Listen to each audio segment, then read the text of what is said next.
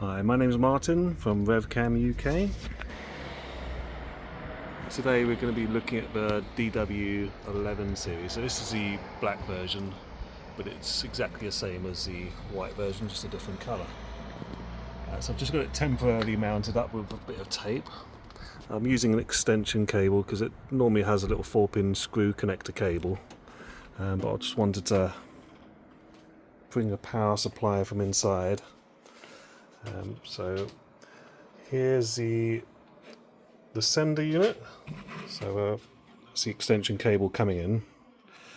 So that's the WB60TX box. So it's a 60 meter range transmission box, good for 12 or 24 volt vehicles.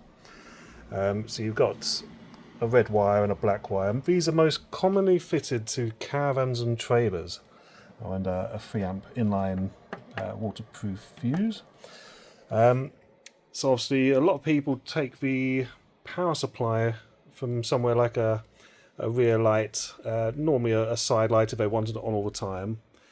So obviously that cable, that extension cable from outside, comes into the input feed to the box. So this one power supply is powering the box, and the box is powering the camera outside. So that's the rear side of your vehicle.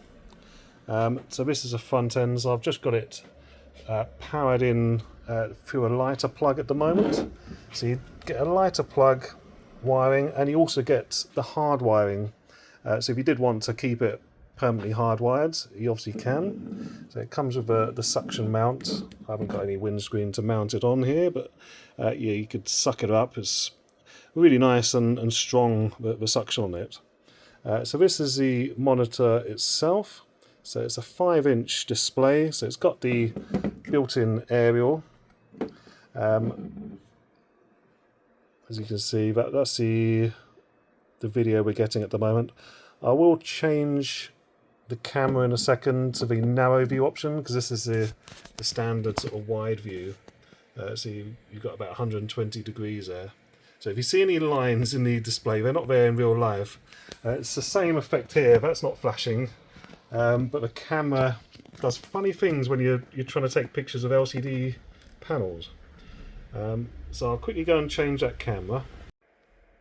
So I've just changed the camera now. So this camera is obviously available in the options for the rear view narrow angle option.